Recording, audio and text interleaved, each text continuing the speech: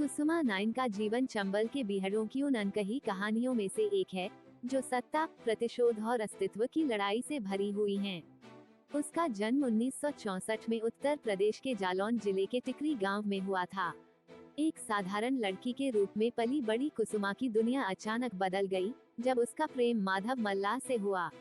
इस प्रेम ने उसे एक ऐसी राह पर धकेल दिया जहां से लौटना आसान नहीं था।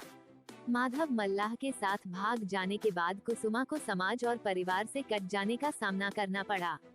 जब उसके पिता उसे दिल्ली से वापस ले आए तो उसकी शादी केदार नाई से कर दी गई। लेकिन कुसुमा का मन वहां नहीं लगा। उसकी आत्मा बीहड़ों की स्वतंत्रता की ओर खींचने लगी। वह एक बार फिर अपने प्रेमी माधव के संपर्क में आई और धीरे धीरे विक्रम मल्लाह गिरोह का हिस्सा बन गई। विक्रम मल्लाह के गिरोह में रहते हुए कुसुमा ने डकैतों की दुनिया के कठोर नियम सीखे। ये समय उसके लिए केवल रोमांच का नहीं बल्कि एक कठिन परीक्षा का भी था।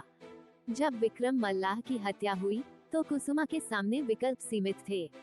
वह लालाराम गिरोह में शामिल हो गई, जहां उसने बंदूक चलाने की कला को और निखारा।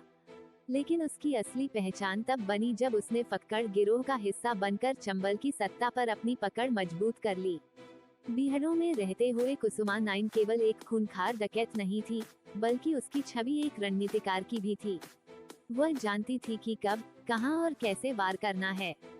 1984 में औरैया जिले के मैयस्ता गांव में जब उसने 12 मल्लाहों को लाइन में खड़ा करके गोलियों से भून दिया तो ये घटना इतिहास में दर्ज हो गई।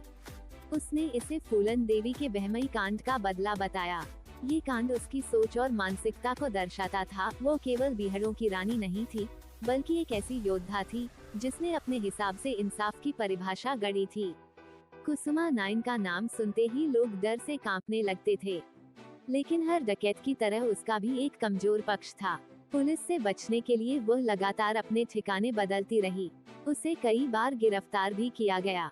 कानपुर, इटावा और अन्य जेलों में उसने कई साल बिताए, लेकिन हर बार उसका मन जंगल की ओर ही भागता था। जेल की दीवारें भी उसके इरादों को नहीं तोड़ पाईं। बीहड़ों में रहते हुए कुसुमा का सामना कई बार पुलिस और अन्य गिरोहों से हुआ। उसका हर दिन मौत और जिंदगी के बीच का एक संघर्ष था, लेकिन इन सब के बीच उसकी पहचान एक महिला डकैत के रूप में बनी रही, जिसने पुरुष प्रधान डकैतों की दुनिया में अपनी जगह बनाई। वो किसी की रखेल नहीं बनी, न ही उसने किसी के सामने घुटने टेके। ये बात उसे अन्य महिला डकैतों से अलग बनाती थी। लेकिन समय के साथ चंबल के बीहड़ों की दुनिया भी बदल रही थी। सरकार की सख्ती और पुलिस के बढ़ते दबाव के चलते डकैतों के लिए सुरक्षित ठिकाने कम होते जा रहे थे। पुराने डकैत या तो आत्मसमर्पण कर रहे थे या मारे जा रहे थे। कुसुमा भी इस सच्चाई से बच नहीं सकी। उसके गिरोह के कई साथी या तो पुलिस मुठभेड़ों में मारे गए या आत्मसमर्पण कर चुके थे। कुसुमा नाइन ने 25 साल तक चंबल में राज किया, लेकिन अंततः वह भी इस खेल से बाहर हो गई।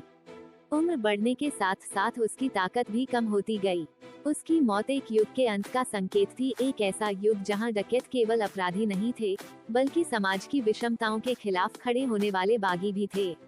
उसकी कहानी ये दर्शाती है कि बीहड़ों की दुनिया केवल अपराध और खून खराबे की नहीं थी, बल्कि यह एक अलग तरह की राजनीति, बदले और अस्तित्व की लड़ाई थी। कुसुमा नाइन की जिंदगी हमें ये सोचने पर मजबूर करती है कि अपराधी कौन होता है, वो जो बंदूक उठाता है या वह समाज जो किसी को बंदूक उठाने के लिए मजबूर करता है। कुसुमा नाइन की मौत एक गुमनाम अंत की तरह हुई, जो उसके खौफनाक और रोमांचक जीवन के विपरीत थी। कभी चंबल के बीहड़ों में आतंक का दूसरा नाम कही जाने वाली कुसुमा का जीवन धीरे धीरे अंधेरे में खो गया था। उम्र के साथ उसकी ताकत और प्रभाव दोनों कम होते गए और अंततः वो उस दुनिया से कट गई जिसे उसने कभी अपने दम पर जीता था। कुसुमा ने अपने जीवन का लंबा समय चंबल के बीहड़ों में बिताया था, लेकिन जब पुलिस का दबाव बढ़ा और उसके कई साथी मारे गए या आत्मसमर्पण कर चुके थे, तो उसका भी गिरोह धीरे धीरे खत्म होने लगा। पुलिस और सरकार की नीतियों ने डकैतों के लिए बीहड़ों में सुरक्षित रहना मुश्किल कर दिया था। समय के साथ उसने खुद को समाज से अलग कर लिया और गुमनामी में चली गई। उसकी अंतिम जिंदगी कठिनाई भरी रही। बीहड़ों की रानी के नाम से मशहूर कुसुमा, जिसने अपनी बंदूक से इंसाफ किया था, अब खुद लाचार हो गई थी। उसकी मौत स्वाभाविक बताई जाती है, लेकिन कुछ लोग कहते हैं कि उसे गंभीर बीमारी थी और इलाज न मिलने के कारण उसकी हालत बिगड़ती गई। उसने अंतिम समय में किसी से मदद नहीं मांगी, शायद क्योंकि वह अपने अतीत की छवि को नहीं तोड़ना चाहती थी। कुछ सूत्रों के अनुसार कुसुमा नाइन की मौत अत्यधिक कमजोरी और बीमारियों से हुई। उसके जीवन के आखिरी साल गरीबी और तंगहाली में बीते। जिन लोगों ने कभी उसके नाम से डरकर रास्ता बदल लिया था, वे भी अब उसे भूल चुके थे। वह समाज से पूरी तरह कट चुकी थी, और जब उसकी मौत हुई तो इसकी खबर भी धीरे धीरे ही फैली। यह विडंबना ही है कि जिसने कभी चंबल पर राज किया, वह अपने अंतिम समय में अकेली और असहाय थी। कुसुमा की मौत एक ऐसे युग का अंत थी जिसमें डकैत केवल अपराधी नहीं, बल्कि सत्ता और अन्याय के खिलाफ बगावत करने वाले भी थे।